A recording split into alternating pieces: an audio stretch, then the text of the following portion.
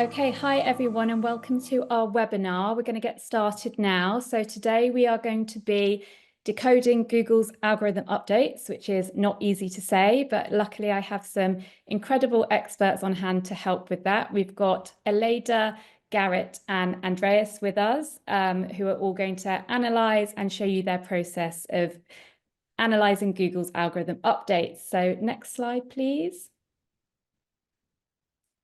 So I'm Adele, I'm from Similarweb. I'm responsible for our search solution, and I'm going to be your host today. So a few ground rules.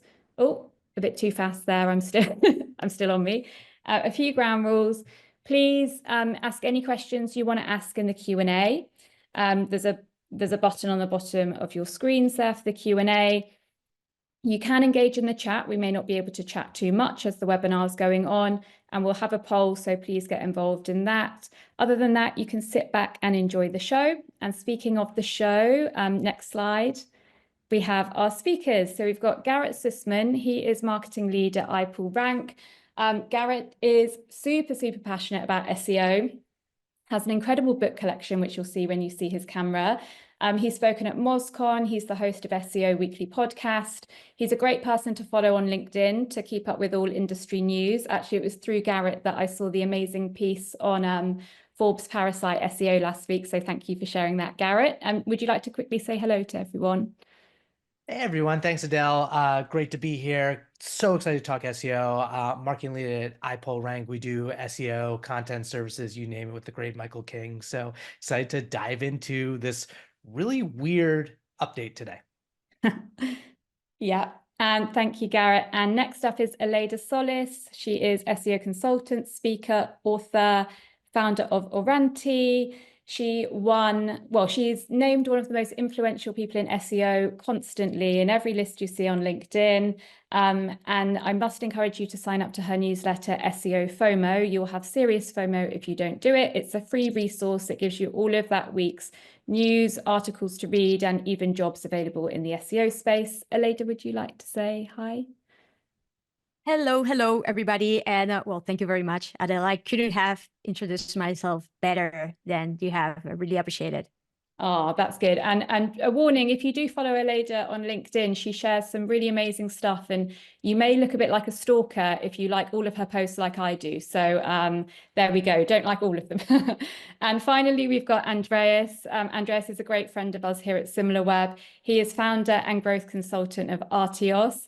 He is an SEO expert turned data scientist. He knows data-driven SEO so well, he actually wrote the book called Data-Driven SEO, and he teaches it as well. So Andreas, do you want to quickly say hi? Yeah, hi, I'm Andreas, founder and SEO consultant of Artios, and I wrote this book that Adele mentioned. And yeah, sorry, I've gone a bit shy. Sorry. That's all right, Andreas. That's a perfect introduction. I think I said it all, so there we go. So at Similarweb, we are known for doing marketing intelligence. We actually this year also launched an SEO platform. The guys here have used it to do some analysis throughout the presentation. So that means you don't have to listen to me talking about Similarweb. You'll see it in action, which is far more preferable, let me tell you. Next slide, Naomi. Let's see what we've got up. So how we're going to do today is a really kind of inverted pyramid of content. I'm a big content geek, so I love this way that we've lined up the content for you today. So Aleyda is going to look at the algorithm update overall from August, like what it meant, what it was aimed at, and some of the high-level industry changes that we saw. Garrett will then go into some site-level changes and bring in elements like AI overviews, which became far more prominent in this update. And Andreas will go digging even deeper, so looking at the data in depth, showing you how to do some really cool analysis to drive actionable insights. And then we do have a lot of content, but we really hope to get to some Q&As at the end. So as we go, please put some questions in the question box. And I think we've got a poll, and then we'll get started with Aleyda. So Naomi, if you got the poll, oh no, I meant to do the poll. Apologies. So I'm launching a poll now. You should be able to see it. Please interact. We're very interested to see how your site or the sites that you worked on were impacted by August's core update. Garrett, a question for you as someone who wrote a lot about the Google Leaks piece. Do you think that this core update was a bit more widely anticipated in the SEO world because of that? You know, it's interesting, and I know we'll dive into this later, we'll cover it, but it was a shorter algorithm update, and it also still has a lot of volatility, but whether or not it's directly, you know, related to the Google leaks probably is not the case. Google tries really hard not to be reactive. They do a ton of testing when they're rolling out these algorithm updates. So ultimately, I think these types of things are planned and scheduled and not just a result of a major PR move. Although if you've read the recent Forbes article, every now and again, they do have reactive moves. So undecided. Yeah, which is the classic answer in SEO, isn't it? So I'm going to end the poll. Hopefully you can see the results on the screen, but it seems like 30% of you are saying that you're still figuring out whether or not the site was impacted. So hopefully you'll get some tips today on doing some further analysis. Around 17% have been positively impacted, around 30% negatively, and in the middle, 22% no change. So yeah, some really, really interesting results there. And actually Aleyda did her own poll, so she'll get to walk you through that one in her section. Just on Garrett's point, Similarweb did some analysis on, I just shared the results. Similarweb did some analysis on the algorithm overall and how volatile it was. And compared to the last 3 years, this was the most volatile one we saw in August. So hopefully today we've got a lot to talk about. Aleyda, I'm going to stop sharing the screen now and hand over to you to get going on the industry analysis. Amazing. Thank you very much. I am going to start sharing my screen, and as you can see, I was seeing a little bit the poll outcome. Really interesting indeed to see how everybody got to see a little bit of the impact or not. Very looking forward to share a little bit of like the insights that I have also been able to collect from SEO FOMO readers and those who took the poll too. And I want to go through what we have seen so far in the latest search updates, because it really feels like this, right? Like in the meme here, on one hand, we have AI content, affiliate and ad-based sites that seem to be targeted more than other sites out there, or at least like direct sellers or brands. EAT still being a very important, let's say, signal or factor, something that everybody is looking up to.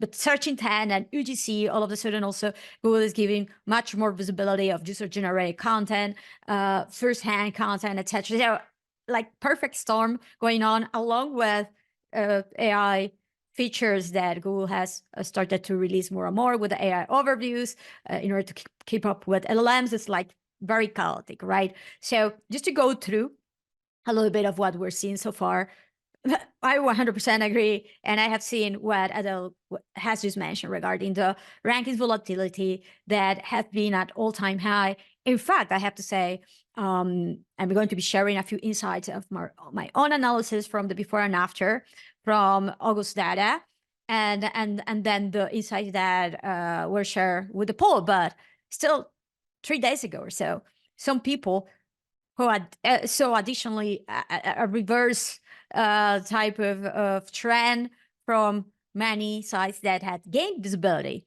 in August, right? So this is something that is happening a lot, the volatility, right?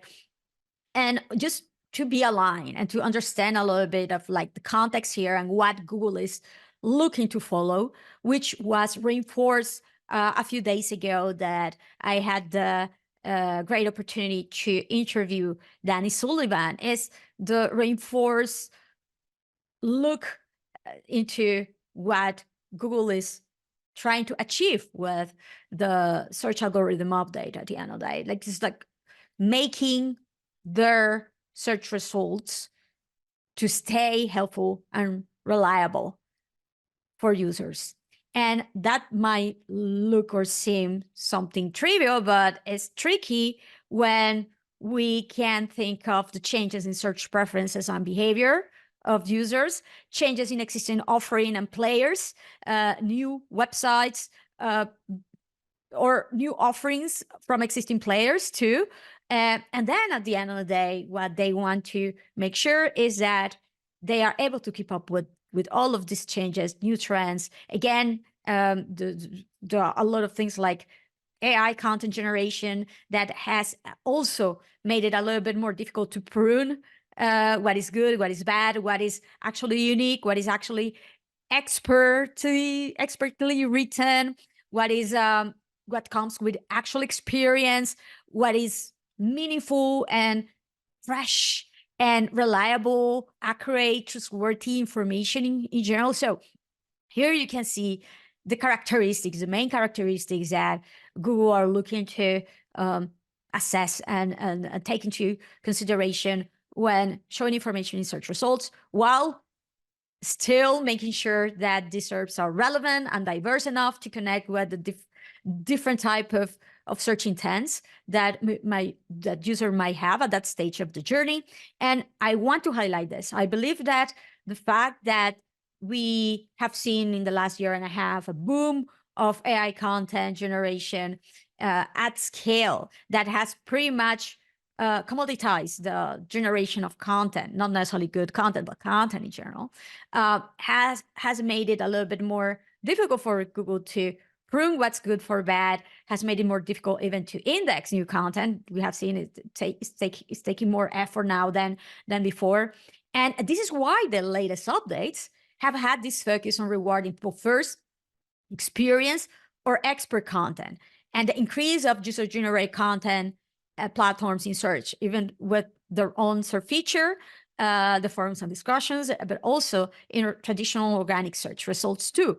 We can argue, and I'm going to highlight this at the end if this is always trustworthy content, but the reality is that people are looking for this type of first-hand information, and that might be one of the reasons why newer generations are going into social platforms to look for information, because they don't want to see all of this purely content marketing generated, very commercially driven content that is looking to rank just to attract traffic and sell you something through an affiliate or sell ads, etc., etc.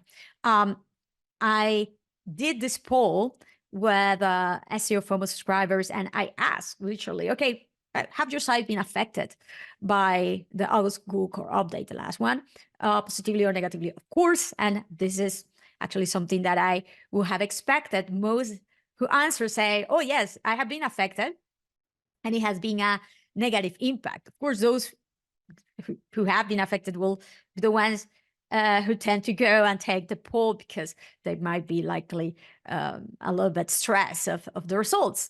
But I wanted to dig into the data and split the data, segment the data to analyze a little bit of like the commonalities here and some trends from those who were negatively versus positively impacted. And this is what I did.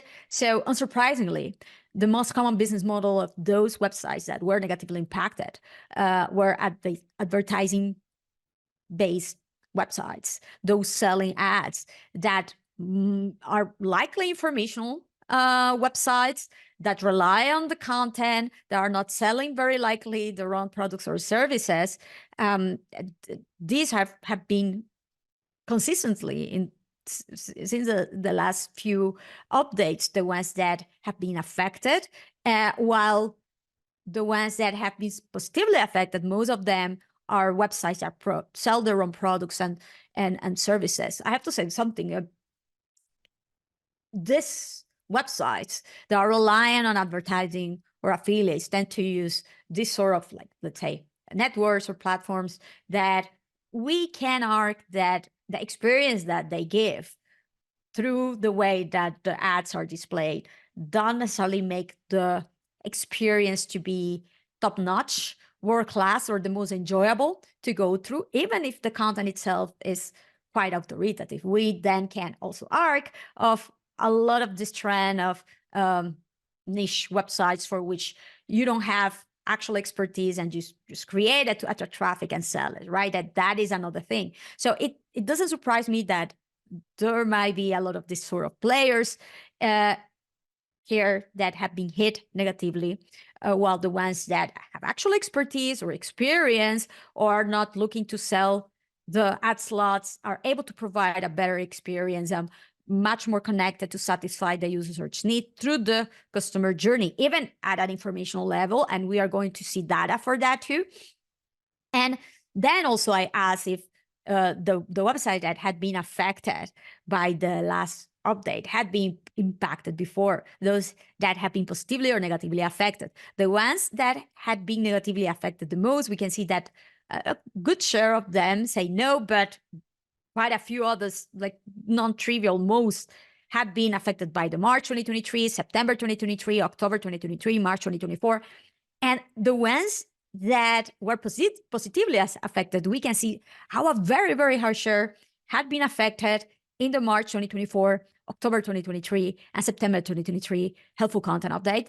So it's amazing to see how Google is pretty much reassessing what they had previously tackled in the past, and a lot of reversals, many of this from informational websites, were seen in the last Google Core update, as the ones that we're seeing here. And again, these are very informational driven platforms that rely on content, many of them at scale. If it is not at scale, then they are not selling a product or service directly, but are relying on ads or affiliates too, that, again, as I mentioned before, make it a little bit trickier to provide a balance and a great experience, because there is this tendency of trying to show as many ads as possible, or to make the experience longer than either, just to maximize the conversion, right? I also went through the ups and downs using Similarweb, which, by the way, I have to say that the new features focus on SEO analysis, in particular the organic search traffic evolution and shifts per area, per industry, and overall is fantastic. And you will see that I have been using quite a few of this to do this analysis. And I know that we'll love to see the data at a very high level. And I did that. And we can see how here I was analyzing the shift of the top websites that are tracking the highest number of organic search traffic. And yes, we can see very clearly some type of trends. Reddit and LinkedIn, surprise, surprise, huge players. They were one of the few UGC platforms that continue to grow. Others like X, Instagram, Quora, Pinterest, TikTok, even YouTube from Google itself went down. Then we also see how e-commerce marketplace platforms that are generic also saw this decrease, and we'll see later when segmenting per area, per niche, per industry, and the top terms for each type of these industries, how the decrease in a lot of scenarios coincided with the drop of rankings and visibility for a lot of queries where specifically targeted and specialized brands and retailers, so an increase. So it's not always that Google ranks or increase the visibility of the biggest brand necessarily, but many times we are going to see how Google started to benefit those more niche and very focused on specialized brands too. However, beyond analyzing the ups and downs in general, right? Like there's only so much that can tell us, because it's important to assess patterns taking context into account. And realistically, again, if Google wants to fulfill the user search needs, this changes a lot based on the industry, the topics, the terms, each category of our site, pretty much, if we are a retailer. And if it is an informational query or a commercially driven query, et cetera, the needs and the intent and how Google will shift the results based on those will change a lot. So I really like to use the keyword list functionality here to create for the top 200 queries with the highest search volume, and then splitting informational, transactional for each one of my categories of the websites that I work with. These are the type of lists that I do, as you can see here, to analyze the shift, to better analyze at a more granular basis. That is, well, at a good high level enough to identify patterns and trends, but more meaningful because it gives me the context. Then I use the Sort Players organic traffic report, and I go and select the website types filter, because I can easily then identify the nature of the website, if these are commercially focused transactional platforms or informational platforms. So it makes it easy for me to identify also a gap or differentiated performance, one versus the others, or not necessarily, right? So this is a type of thinking that and criteria that I use to go through the data. And I say, okay, for the top headphone terms, the top 200 terms in general, in this case, we can see how informational review sites are down while major brands are up, right? So websites like TechRadar, N1, New York Times, CNET, Wired, ZDNet, like this went down. These are the type of informational content, review content that don't sell directly the products, in this case, the headphones. Both Sony, JBL, Skullcandy, they are direct sellers. The challenge that many of these players have is they don't tend to invest a lot in informational content, but they are their own brands. They are very niche oriented too. They have expertise, and they might connect, and might be great to blend them in top results even whenever the query is broad enough, because there's a mix of commercial and informational intent. And that is why many times I incentivize retailers to double down on informational content, even if they are brands. So we can see also in the last column here, the highest ranking URL, we can see for both is the headphones category, right? And we can see how for JBL is the same. And this gives us this idea, okay, these are not PDPs, these are product pages, because these are broad enough queries that are being targeted by category pages, because Google needs to fulfill that commercially driven gap. But there's also opportunity, and there's still players connecting and providing and featuring their informational content there, but not as much anymore. Then for laptop top terms, we can see that retailers and brands are up, informational publications are down, right? Then for supplement top terms, major generic retailers and UGC are down, while informational specialized sites are up. Again, you can see that these trends change a lot per niche, per sector. That is why I highly, highly advise that you go and do this for every category, every area of your clients, of your websites, in order to identify the shift in that particular scenario. I also highly recommend you to go and take a look at the top highest ranked URL and the top positions and how the positions have changed. I'm going to show you how then I compare the shift over time. The same with pet insurance. Top terms, informational sites are up, commercially focused sites are down. So unfortunately, I cannot say all of the commercially driven websites are down and all of the informational niche are up while UGC are down. No, you cannot generalize like this for every single industry. As you can see, every single industry has its own context, its own needs, its own intents, its own level of satisfaction that Google will try to fulfill. And the shift might differ. So I will highly, highly recommend you to do this before. And as you can see, these were some of the top topics or areas, some of my own clients. And what I did is like, okay, I can see that Google is showing more prominently more niche players, more authoritative, specialized brands, but also informational content. You don't have informational content. You're still trying to always run for these sort of broader queries with your categories or facets. Why you don't start investing and start developing also your expertise more, your authority more from an informational standpoint, advising standpoint, right?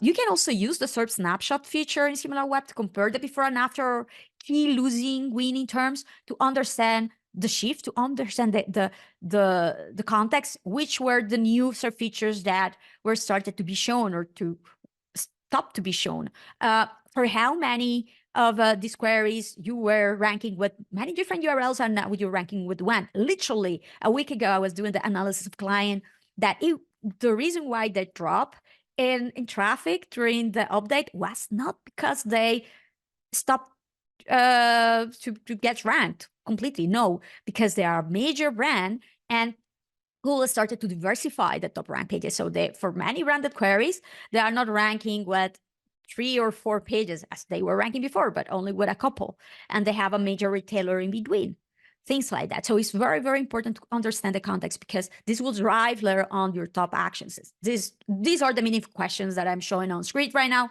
that you should try to answer. What's the search pages type, blend in top position, what has changed or not, the shared characteristics between them, of the ones that increase, of the one that decrease too, so you better understand the patterns and identify if there's something that you can replicate or can even improve further based on that. Are any new difference or features that might also explain why you drop in click-through rate and traffic without even dropping in rankings many times, right?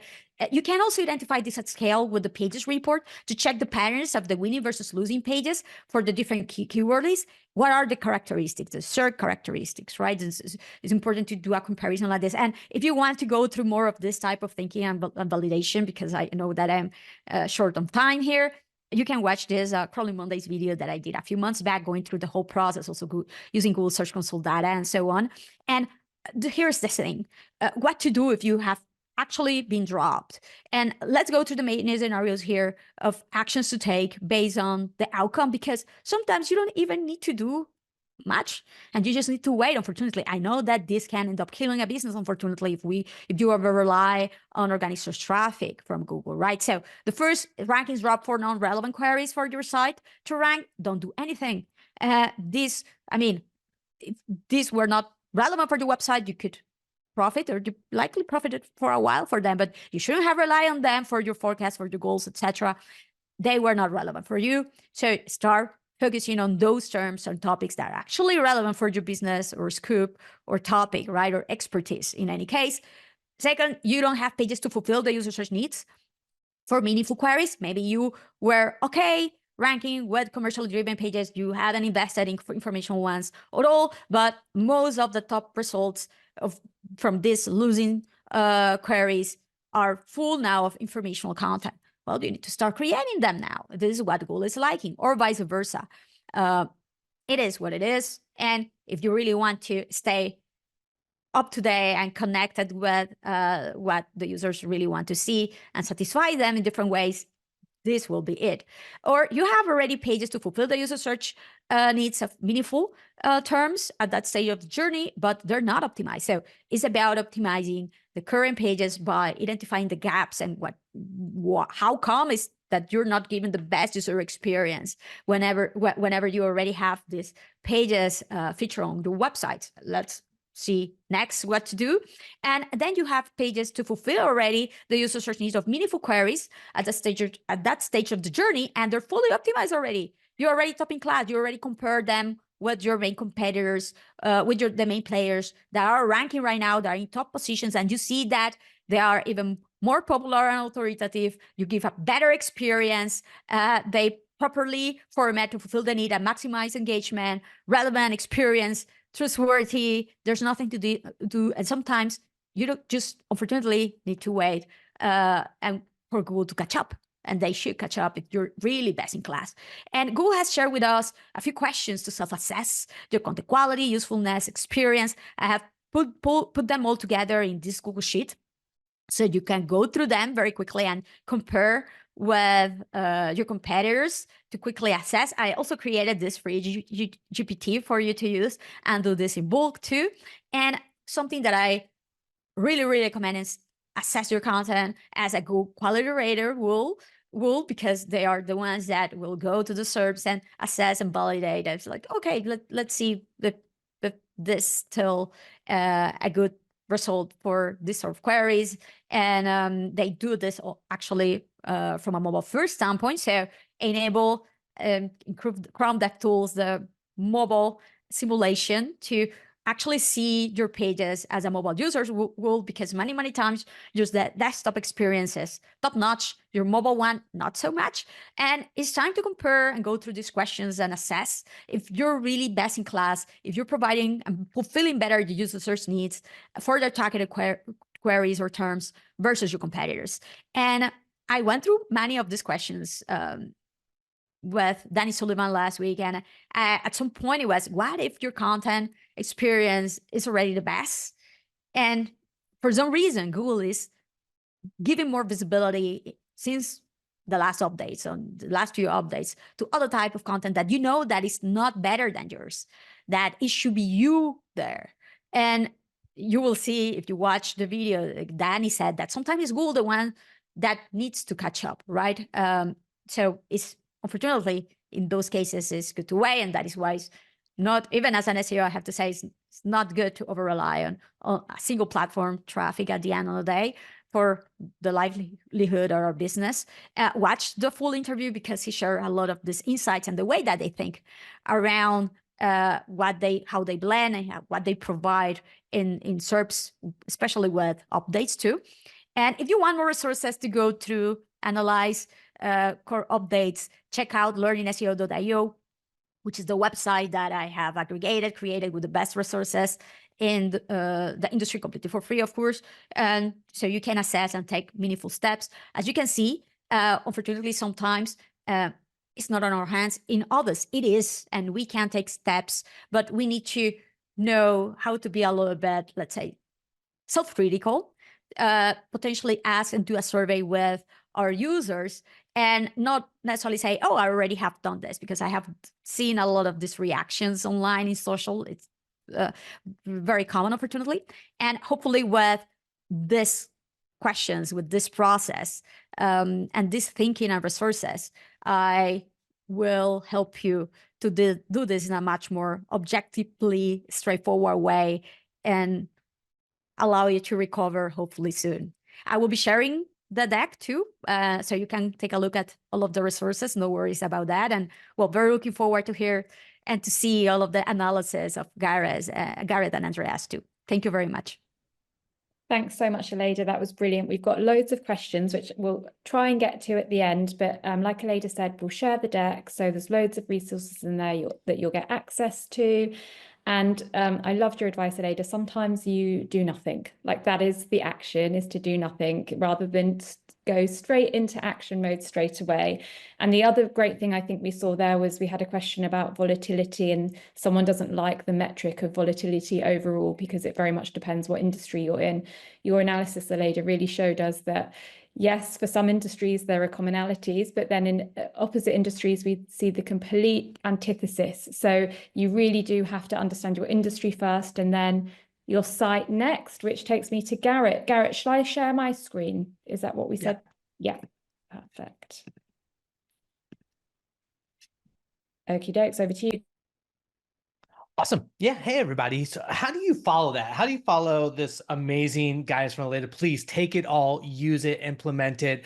But to her point, there's so much change that's happening. These algorithms are really tricky to diagnose. So if you take away one thing from what I'm saying, it's that you know your business better than anybody else, or at least that's your job. There's going to be so much advice in the world of SEO that every individual site has a different context and environment that you need to take into consideration. So what happens at the highest of levels may not apply to you. E-commerce, local SEO, media, news publishing, all have different challenges. So when you're thinking about your own SEO, you need to really understand how your own business works. Whenever you're starting an analysis of your site and how an algorithm has impacted you, and over time, this might change. Remember, what a Google algorithm update does is it's adjusting the weights of what matters the most to provide the best results for people who are searching. Adele referenced the Google Leaks article that Mike King wrote about, which was kind of an insight into some of the different factors that Google might actually consider valuable. And so we'll dive into this a little bit, but when you start off, you're looking at your own data. You want to get to your own data as quickly as possible through Google Search Console. So looking at a high level, I'm just showing in this slide how at the top you have your branded and non-branded. You can start to see some trends here, right, through this most recent algorithm update. But then when you start to filter down, when you drive into the different aspects of your site, in this example, non-branded, you start to see more dramatic changes. Next slide. So what you can do using Similarweb, there's so much data that you can dive into. If you are a UX person where you're not actually building out spreadsheets yourself or creating formulas, Similarweb gives you so many tools to start to drill in at a rankings level, at a traffic level, at a search volume level. You can see through the organic traffic of your website these different recommended opportunities. And as an SEO, it's your responsibility to put on your kind of forensic, investigatory, detective mindset to figure out what are the changes and what's happening. Next slide.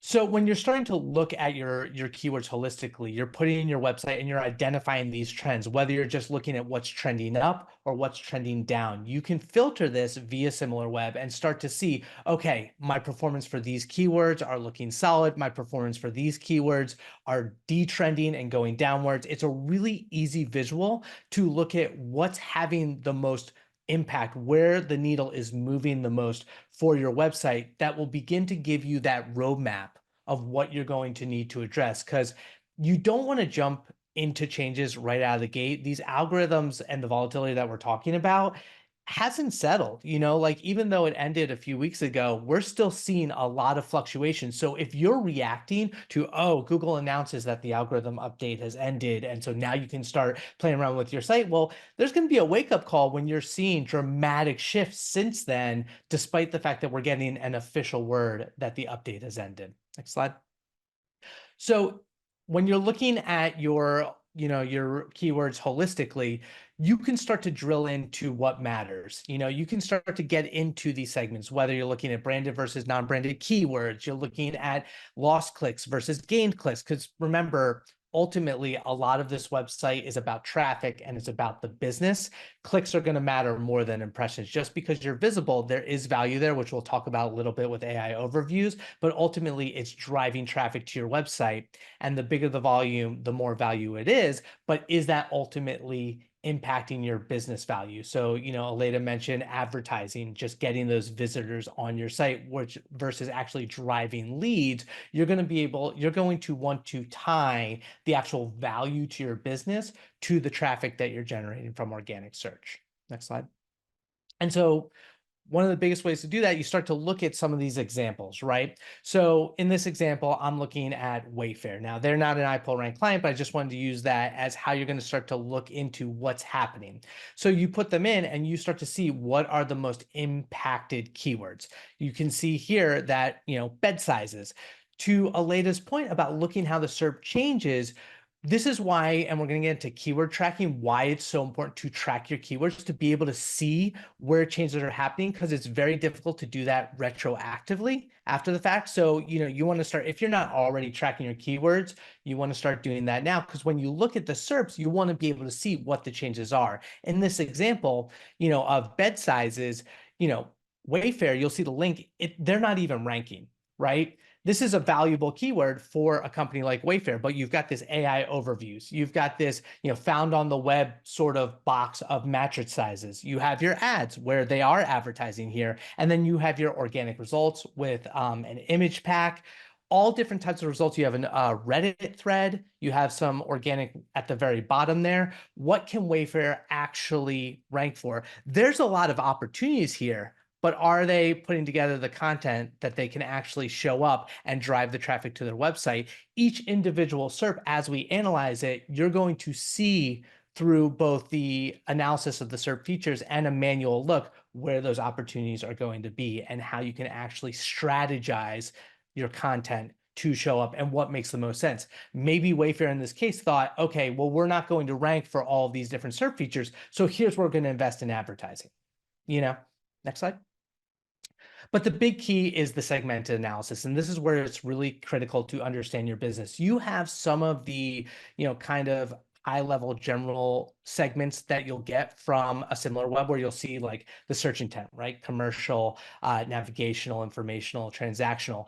but building out your own segment is going to provide you the most insight. So for instance, what we do at iPullRank, we focus a lot on the customer journey, identifying keywords by, familiarity, consideration, awareness, decision, because that'll impact where we want to show up, where there might be gaps, and what will actually drive revenue for a given business.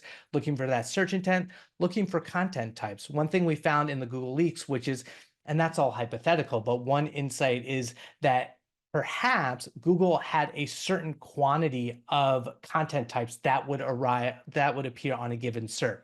So maybe you only see 2 blog posts and 2 category pages, on a given SERP, then you can only rank for those 2. Is it worth the investment to get into those 2 to appear on page 1, or should you invest your resources elsewhere? Business value. Sorry, go back. Business value. So making sure that you have the URLs that are driving the most value and you're tracking those along with the keywords.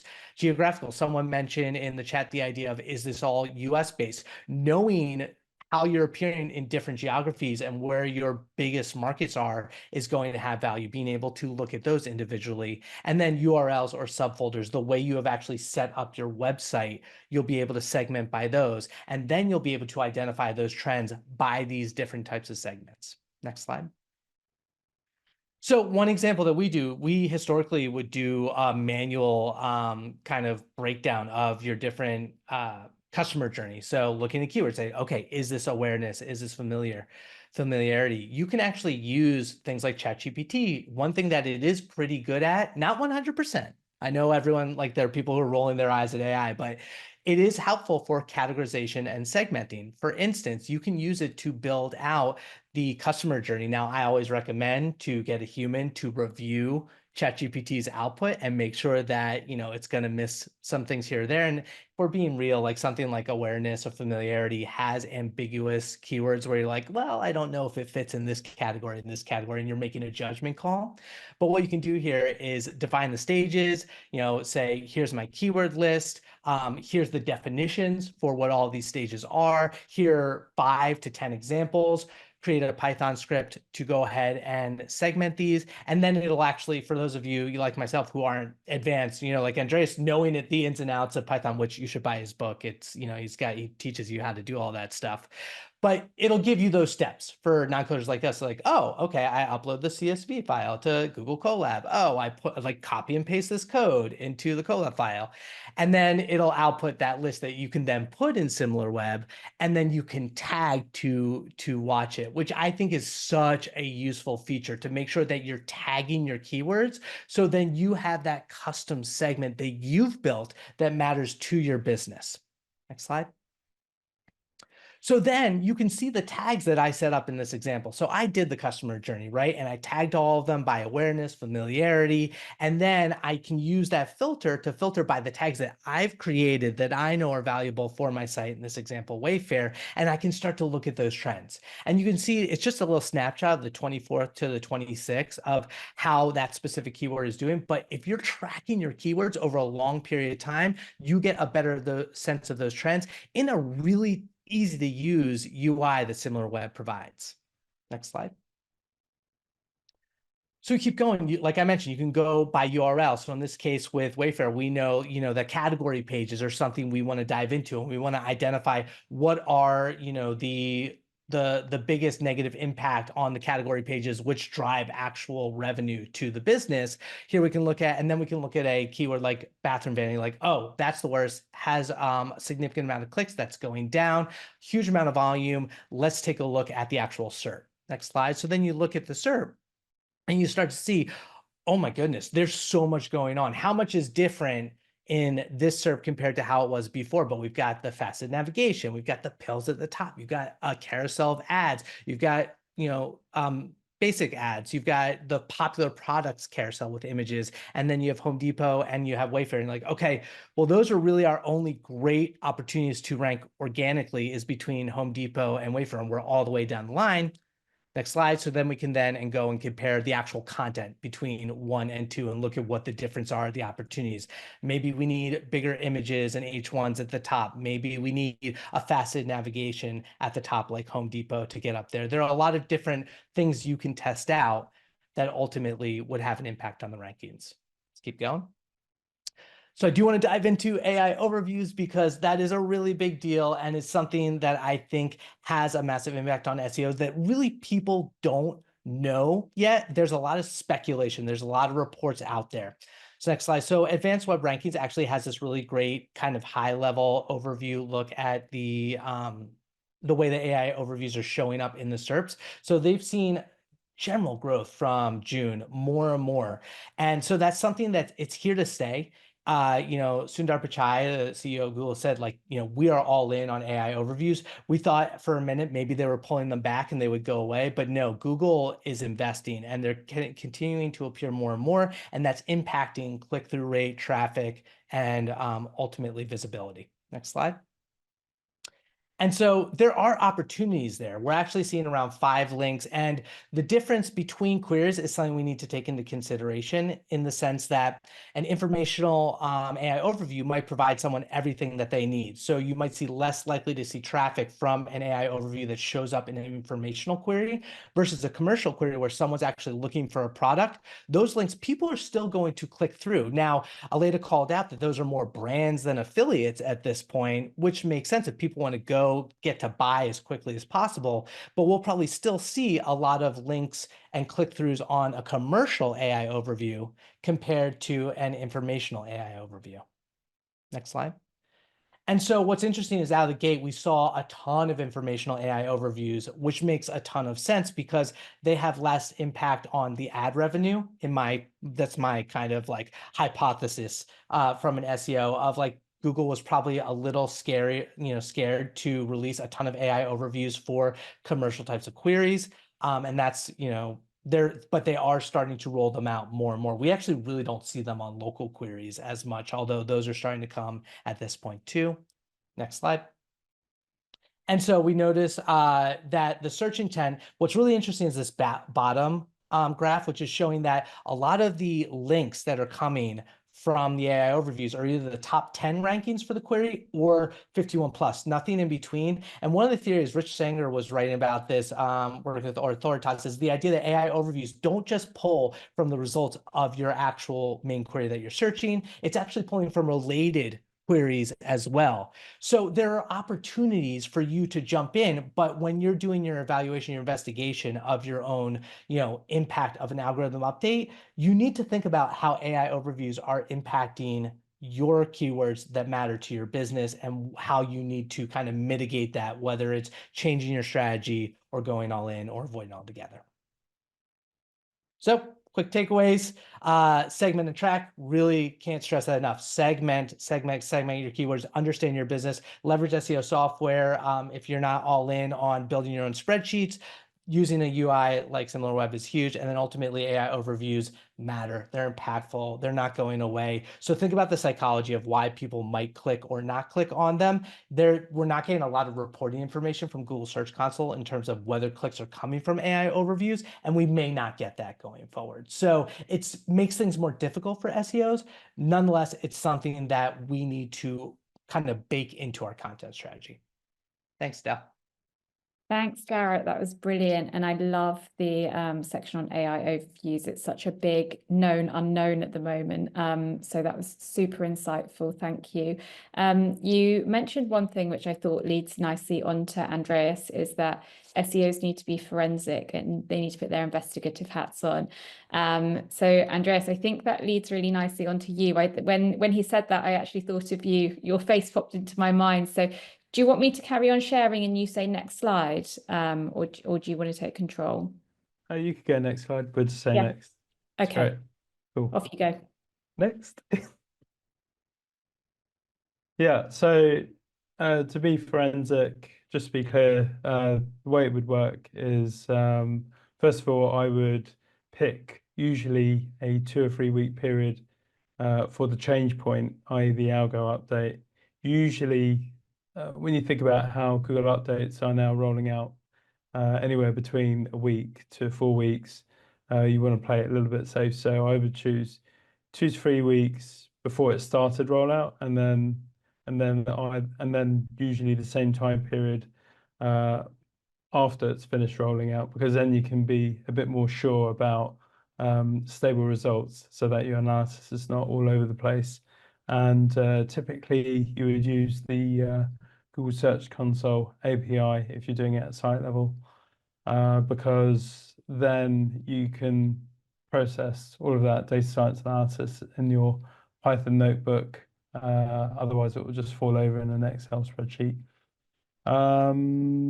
Yeah, next. So this is an example.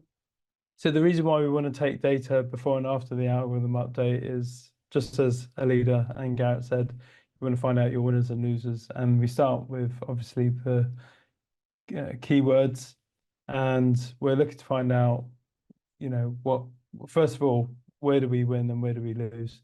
And this is an example graph. The only downside with things like doing data science analysis in Python is it produces very unattractive graphs, or I simply have not mastered the art of attractive graphs in Python. Next. Once you've got your keywords, then obviously you can look at those keywords, extract the SERPs data from Similarweb, and then you can import that again into your Python notebook. And then you can just see, like before and after effects of each site within your keyword universe.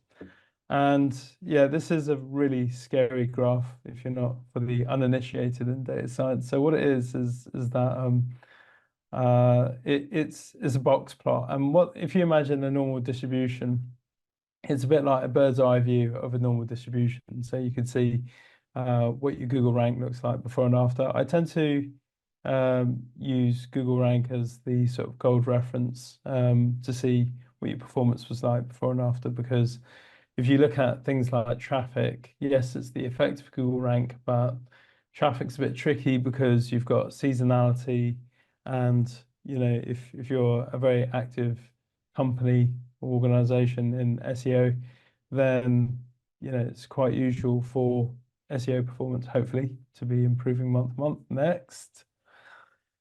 And so the other thing you want to do, just building on what Gareth and Aleyda said, is look at the site themes, the business models of content. As you can see for the legal sector,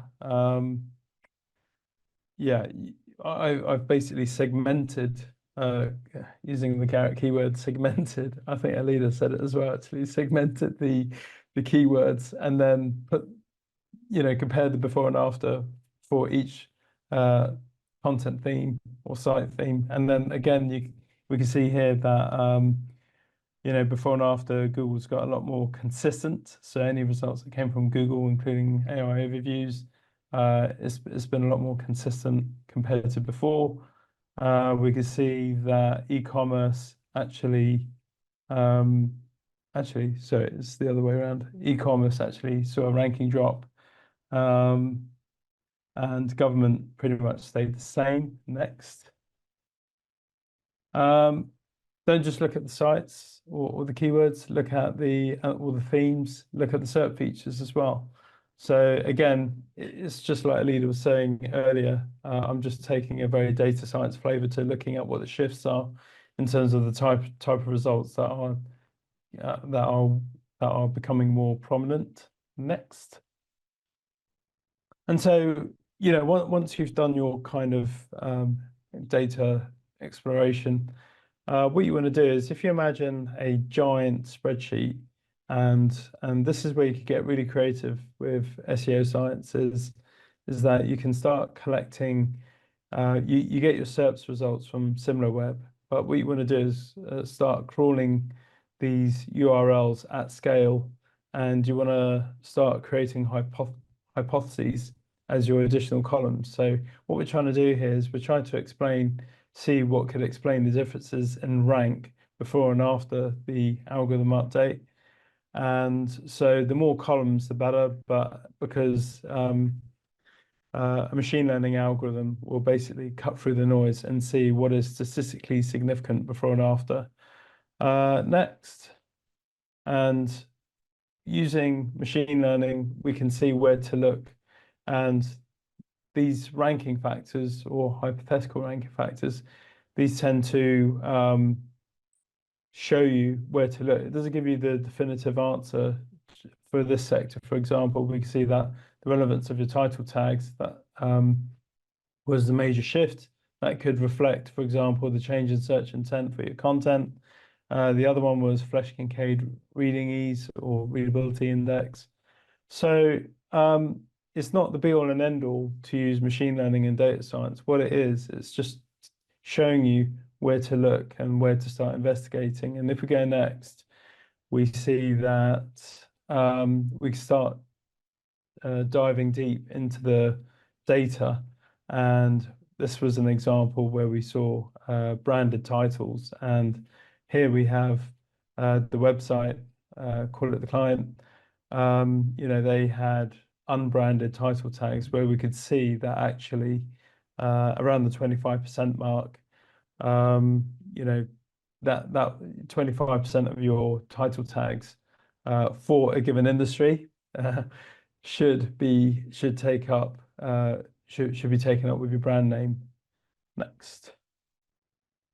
And so this happens to be a technical example, but it did show up for a retailer, and we found that you know, a client was asking, you know, why are we not ranking as high despite everything? And we found that, you know, they were offering 5 times as much code in order to serve pretty much the same content.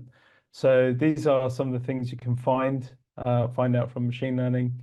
You know, we as SEO professionals, we don't have unlimited amounts of time. So machine learning can really zero in on what it is we should be looking at as a starting point of investigation and deep dive. Next. Thank you.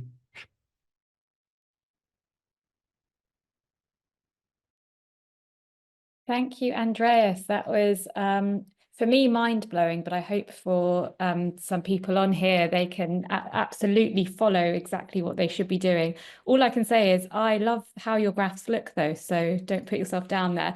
I think we've got 2 minutes, so we can answer a couple of questions. Let me see what we've got here. Yes, we will share the content from the presentation today, and we'll share the actual presentation as well. Let me just see. So people are asking about UGC content. So this is one. So would having a forum discussion on a particular website answer the user's need for user-generated content? Yeah, so if it is okay, I can go into that a little bit, especially given the additional insights that Danny gave me a few days back. It seems that they're really trying to double down on that, because a lot of the SERPs, and I am paraphrasing here, were full of or very well ranked by very counter-marketing developed content, right? And without showing genuine hands-on experience first information that was created with the heart in the first place, right? Then we can argue, and this is something that he actually mentioned, what type of topics really actually need this type of content, because, for example, like medical queries, certain type of topics that are more sensible might not necessarily the best one, but he argued that, okay, even like that, it's not because you want to take the advice of some random comment on Reddit, but yes, you want to see the experiences of other people's journeys going through the same issue, right? So my advice is for brands, don't do it only because you see that Google is showcasing this content more. I believe that a lot of the mistakes that we do as SEOs is following the tactic, right? And the tactic is pretty much the outcome of something bigger that should be more meaningful and connected with your business. So if it actually makes sense for your business to start engaging with your potential audience, with your customers in this other way, if there's a lack of these experiences and you have time and resources, because communities take a lot of time and resources, and you need to be active and you need to moderate. You need to eliminate spam. So if you do have this type of resources within your marketing efforts or area that you can allocate, and it will fulfill and bring you other type of benefits that beyond SEO, like better engagement, giving support, post-sale support, establishing your authority, getting feedback to improve your brand, your business, your services, and so on, do it. If you already have it, but you have left out, and this is the problem, a lot of brands have communities, have a support section. They are usually in subdomains that don't even share the same navigation than the main website, and are completely disconnected and are outdated, and the categorization and taxonomy is terrible. Please prioritize the experience optimization of this website, blend them better, integrate them better into your SEO strategy, and overall, let's say, experience of your main website. Don't leave this as isolated experiences and properties. So this is my advice. Very low hanging fruit if you already have them, to pay proper attention to them. If you don't do it just because of Google. Validate if it actually makes sense for you or not, and prioritize accordingly. I believe that this is a key of everything, and asking beyond, oh, is this tactic or this format is going to be shown by Google, I just go ahead and do it. No, because there are many more implications that you should care about. Exactly. Be strategic, be audience first rather than Google first. I think you've put it, really perfectly there. We're out of time. Actually, we're over time. So I'm going to take away the questions. We'll try and provide answers, and we'll give like a little one-pager with answers on to everyone who attended today. But thank you so much to everyone who came. Thank you, Aleyda, Garrett, and Andreas. It was such a pleasure to hear you talk through all of your amazing research and analysis. And I certainly learned a lot, and I'm sure everyone else did as well. So thank you so much, and we'll be in touch.